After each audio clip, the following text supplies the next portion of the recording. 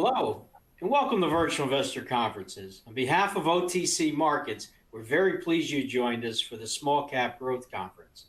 The first presentation of the day is from Northstar Clean Technologies.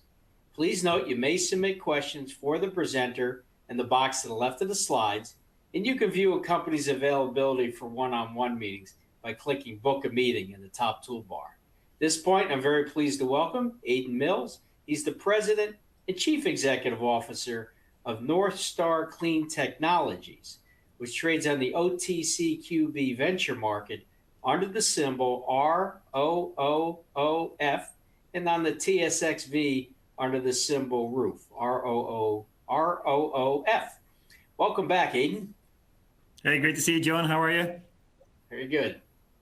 Thanks. I always say it's easy to remember the ticker symbol because ROOF is the Canadian spelling, obviously, and just ROOF. But for the US markets, with the three O's, it's actually a Scooby-Doo roof. So it's ROOF for the US market. So listen, great to be here. Thank you to the OTC for hosting us. Thanks for the intro, John. Good to be here. So as John said, my name's Aidan Mills. I'm the CEO and president of Northstar, and I'm going to talk today about waste to value. So what Northstar does essentially, and I have some props here, is take asphalt shingle tiles and split them up into their individual component parts. So we're at the absolute tipping point of the company. Because rather than, and I've been in the role about 4 years now, and so rather than me kind of be 2 years ago or last year where I was talking about what we are actually going to build, actually we've built it. So the first commercial facility ever to take shingle tiles and split them up into the individual component parts is now being constructed in Calgary. So it's been engineered, constructed, commissioned, and is now ramping up operation. And we expect to see now cash flow coming in from the operation. So a shingle tile is made up of a number of different component parts. So about 50% of it is sand. So that's like washed sand aggregate. That's from the plant. About 25% of it is fiber. So I'm going to tip my computer here. So fiber is the older tiles, the fiber is paper, and the newer tiles, it's fiberglass. And then absolutely the most important thing coming out of the facility and the most valuable is asphalt, about 25%. And so the Northstar facility produces two types. So firstly, it produces hot oil. So all the Northstar facilities will produce hot oil. And this is a cool tin of hot oil that came out of the Calgary facility. And in the Calgary facility, we've done a second step, which is the ability to turn that hot oil into pellets. So rather than having to transport the hot oil in an oil tanker or the hot asphalt in an oil tanker, what you can do is turn that hot oil into pellets, and those pellets can go in super sacks and then be transported as essentially as a bulk commodity.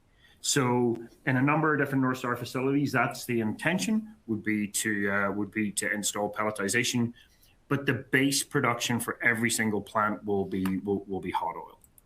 So we're a waste to value company. We've got patented commercial process, etc. And one of the reasons that I joined the company, and one of the reasons why we're at this massive tipping point, to access a huge market. And if you look at the amount of shingles destined for landfill, it's 16.5 million tons per year, which is more than 20 million barrels of oil per year. So a phenomenal market size. And we are the first mover into that market with a commercial facility, now built in Calgary. And so the industry association, so the Asphalt Roofing Manufacturers Association, or ARMA, their goal is to reduce the amount of shingles going to landfill by 50%, by 2035, and 100% by 2050. So nothing going to landfill by 2050. And just to kind of orientate everybody, the base case Northstar facility enables the diversion of about 40,000 tons of shingles a year. And if there's enough shingles in the region, we can have a case where we run 24/7, and that would divert 80,000 tons a year. But at the 40,000 tons a year case, as an example, that means that we would have to build 400 Northstar facilities to be able to address this problem. Now, what's the value that we bring? Okay, so if you think about a Northstar facility, there's two elements of value to come. Firstly, the revenue from the tipping fee at the front end, and secondly, the revenue from the product at the back end. And I'll describe that in a little bit more detail. So if you have a ton of shingles that come off your roof and go to your local landfill, the contractor, and charge the consumer, but the contractor has to pay a tipping fee to that landfill. And so let's assume like Calgary's tipping fee is 113 Canadian per ton as an example. So what we do is we say to the providers for Northstar, hey, we'll give you a reduced figure versus the landfill to come to our facility. And so our objective is to divert the roofer or the waste company or whomever is bringing that shingle to the landfill to divert them to our facility. So the real advantage we have would be if we're close to the landfill where you're not expecting a roofer to drive another 30 kilometers or 40 kilometers. So close to the landfill, and then we discount it to enable that to switch. And then on the back end, the product revenue, so aggregate, limestone, fiber, all of which come out, all of which we extract through our process, nominal value. So kind of, $10 to $20 per ton from a revenue perspective. The highest value product we produce obviously is the asphalt. Now, our technology is excellent and the asphalt quality is really high. So that's one of the things that's been very good about the ramping the Calgary facility up has been the quality of the asphalt that's come out the back of it. And so this sells anywhere from kind of $500 to $1,000 a ton. So if you think about that versus the other products, absolutely, it's the asphalt that is the most valuable. And that's how we split up as we look at the commercial model. So tipping fee in the front end, about 35%, the revenue, 65% coming from the product in the back end. And sorry, so let me just go back to these slides. So let's think about these two, as you think about these two markets and you think about the fundamentals that underpin the business. The first fundamental is the fundamental around feedstock supply. So tipping fees have been rising. So as you can see from the graph and the bars in the middle, that shows you the tipping fee raises across in the last 5 years.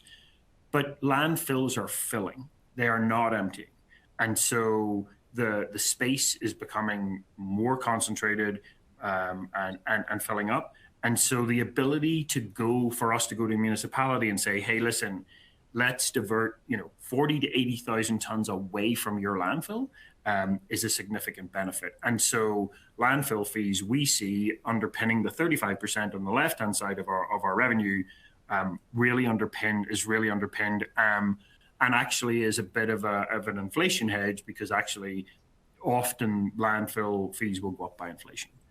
And then secondly, think about the asphalt coming out the back end. So as refineries close, in Europe or idle in the US, and as refineries switch to biofuels, the actual supply of asphalt is dropping. So over the last 5 years in the US, it's dropped 2 million tons. In Europe, it's dropped 3 million tons. And so the demand for asphalt continues. And so that's one of the real advantages of the actual product we're making out the back end. From a refining or from a feedstock perspective and from a hydrocarbon perspective is well supported. One of the things that investors always ask me is kind of like, well, you've done, it's a great idea and you're building this, but kind of where does your industry validation come from? This technology, number one, is the feedstock, and where's that coming from? and number two is the offtake and kind of A to road paving and B to kind of shingle manufacturing. So on the right-hand side, we're about 20% owned by TAMCO, the US shingle manufacturer. And TAMCO have done the R&D to prove that this oil can go back in to make shingles. So it's completely circular. So the real advantage about that is when we go to municipalities, we can talk about the circular economy that this supports. And from a technical perspective, it means that the asphalt quality we're delivering can be reused in shingle manufacturing. Now, it can also go into roads and it can go into flat roofing. So there are three markets that we can see. So then you need to think about feedstock supply, and Calgary is a great example of how we think about feedstock supply. So if you look at the three boxes there, so the first one on the feedstock supply side, so the first box is ICO. So they're a shingle Calgary, and we can take waste either from a shingle manufacturer or we can take it from roofs. So we can take two types of feedstock. So ICO supply us between 10 and 15,000 tons a year. And the Calgary facility currently has got greater than 40,000 ton capacity, greater than 40,000 ton collection if you add all of these three up. But that's the base case kind of running day shift only. And I'll talk a little bit about that later. And then if you look at the middle box, that's Calgary municipality. So a couple of weeks ago, we press released that we had secured a feedstock supply agreement with Calgary municipality, where Calgary will collect shingles coming to their landfill, segregate them for the next 5 years. So we then come and we go to the landfill and pick them up. But ultimately, that's a deal with a municipality where they're saying, okay, we're stopping all shingles going into landfill, we're storing them at our facility, and we're paying you a tipping fee, Northstar, to take those away. And then the last one is our relationship with Eco Recycling. So a very good economic partner for us in Calgary. They'd be the equivalent of a kind of a GFL or waste management.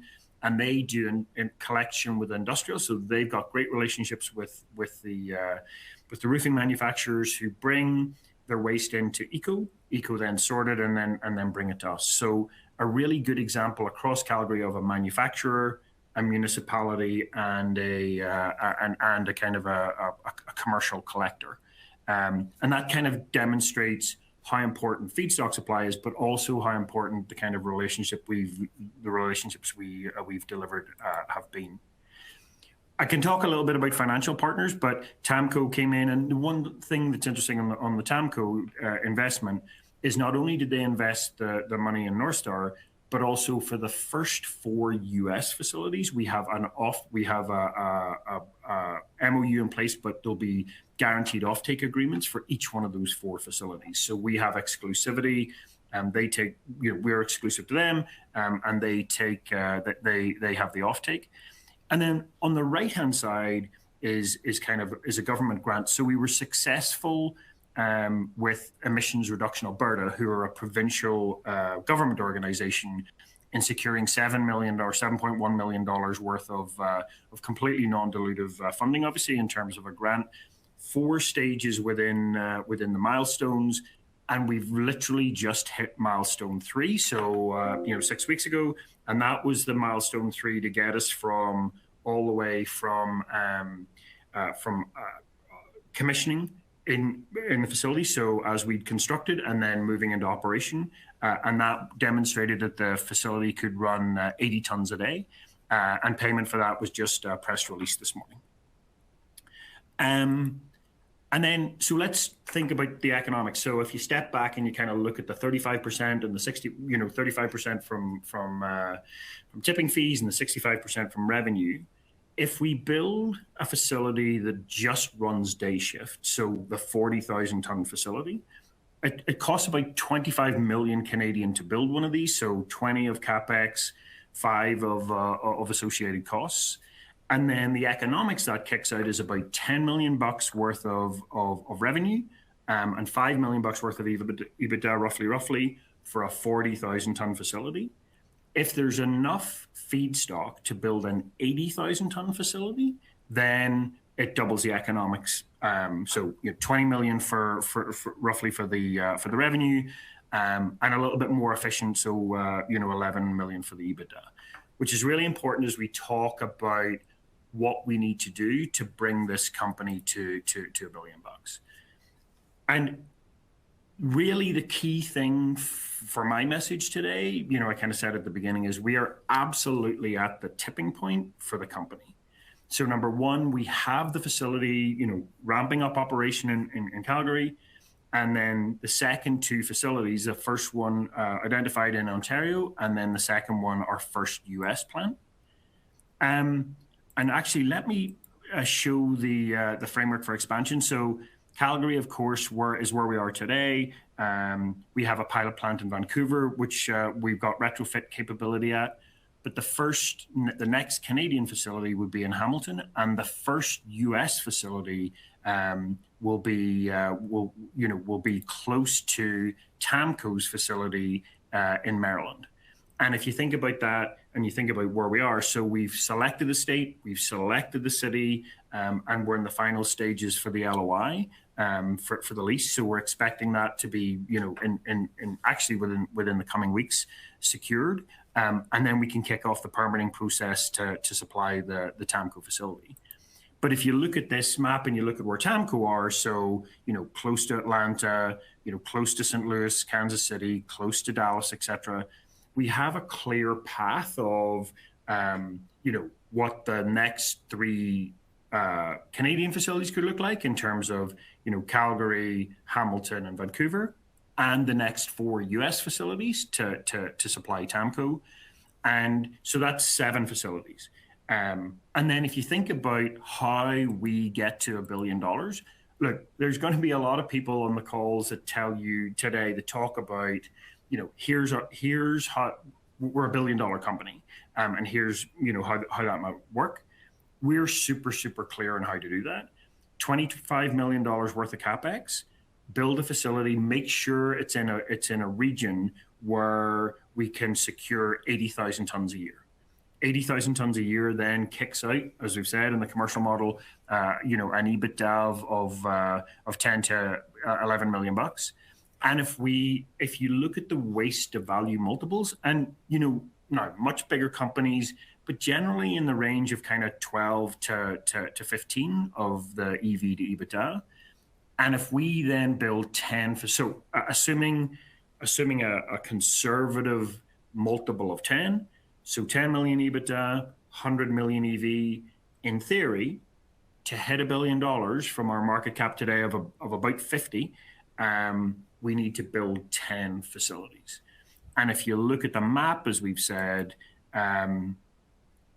the key as we look at this is all about where those 10 facilities could be. And you can see 3 in Canada, very straightforwardly, 4 with TAMCO in the US, and then that's not even with touching, the areas of the country that have very high tipping fees, such as Seattle and Portland, and then obviously down the west coast to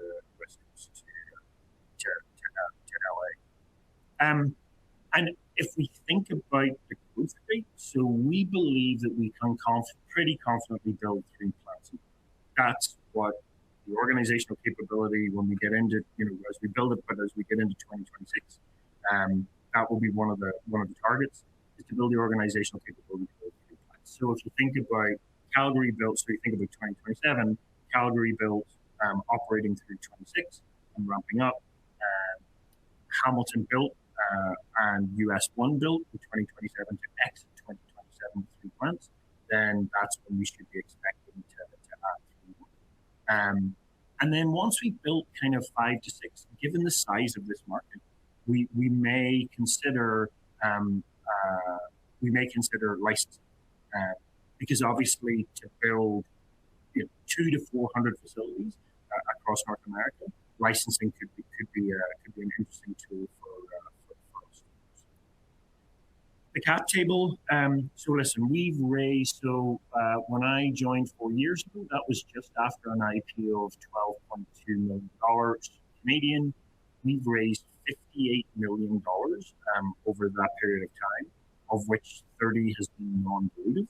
So we've worked really hard for shareholders to make sure that we could minimize the dilution as best we can. So therefore, there's a fairly complicated balance sheet with some non-dilutive, some royalty debentures, and some converts in there. So kind of fully diluted, we'd be fully diluted, 300.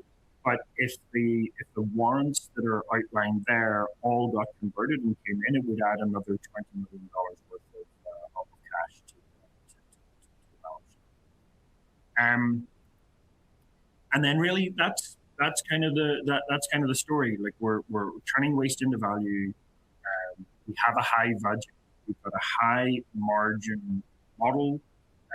We've got patented technology, so patents in place in the US and in Canada, and we believe we have a clear roadmap to the $1 billion, which is 10 facilities kind of processing 80,000. Like our upcoming catalysts, that's one of the questions actually. Upcoming catalysts, ramping up the Calgary facility and demonstrating to the market cash flow break even, etc. Continuing development of Hamilton. As I said, we've selected the state, the city, and are in negotiation for the lease and the LOI for the US. And so landing that, and kind of getting ourselves positioned for the construction of those two facilities. Okay, I'll turn to questions now, which hands me over to my if I can actually manage my question list here. So actually, a quick question about can ROOOF recycle any other materials such as, and actually this was a question about tires, completely focused on shingles. Even flat roofing would need some degree of modification to the process. And this is all about literally developing a technology that can be just rolled out city after city after city. So exactly the same size, 4 to 5 acre plot, 30,000 square foot building, either existing or rebuild one. All of that is we just literally want to rinse and repeat. I've been quoted in Canada as saying I want to be the Tim Hortons of asphalt shingle reprocessing. Maybe it needs to be the Dunkin' Donuts in the US. But if the city is more than 2 million people, that's exactly what we should be doing, is literally just kind of rinse and repeating where we are. So good question. So capital. If you think about, is there any additional capital for a 40,000 ton facility versus an 80,000 ton facility?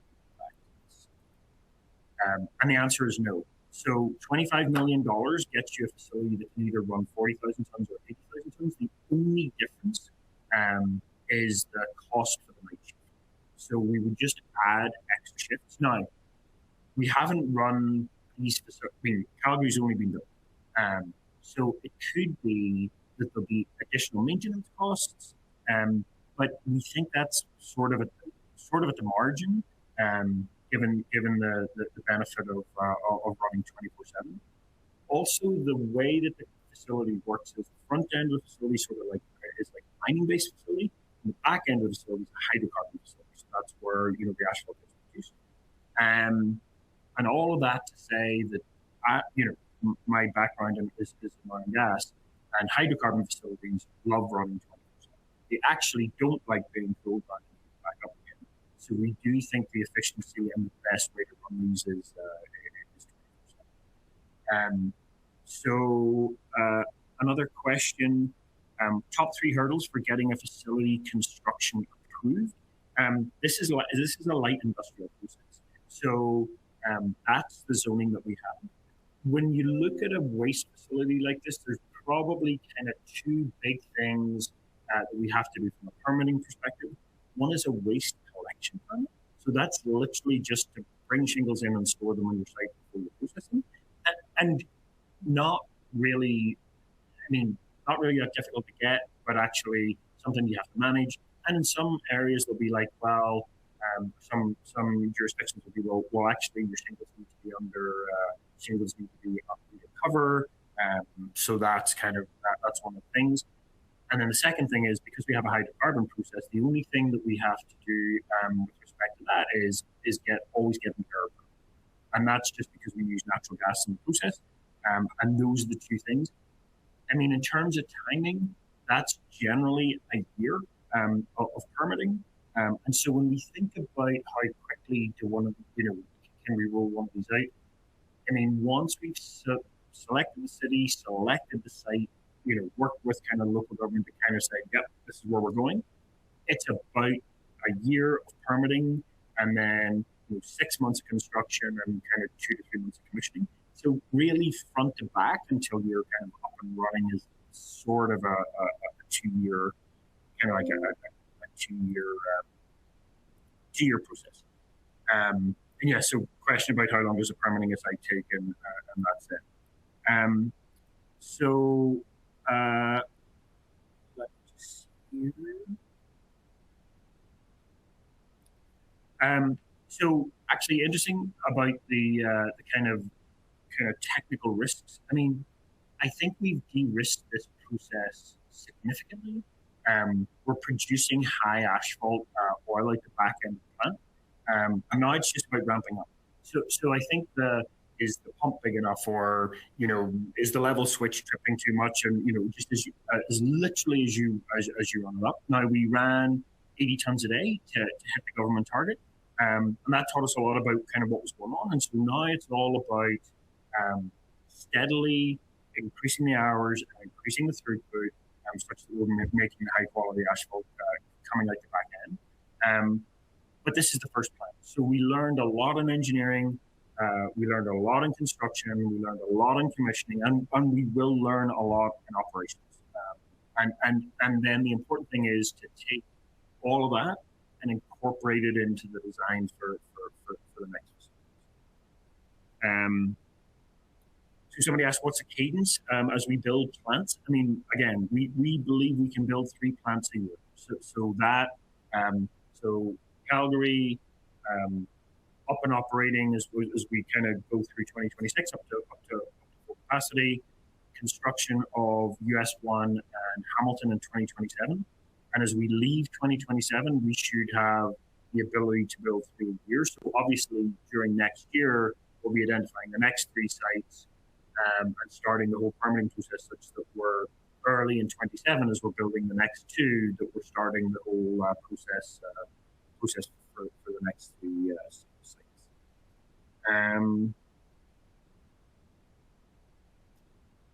Sorry, so end of 27 for 3 running plants, yes. So what is the addressable market in the US? And so I think the addressable market in the US is 16.5 million tons. So if you think about a Northstar facility, that's between 200 and 400 Northstar facilities. So if we build, if we can service 50% of that addressable market, I mean, that's potentially the 8,000 tons, that's potentially 100 sites. Now, if you look at our growth curve, and just to be clear about what arm of the industry want to do. So if you look at that growth curve and you say 23 facilities by 2030, to solve the industry's problem in 2035, we would need to build 200 more facilities. So that's really the size of the market. Okay, I think that's pretty much all of our questions. With only kind of 30 seconds left to go, I think I need to hand it back to the team.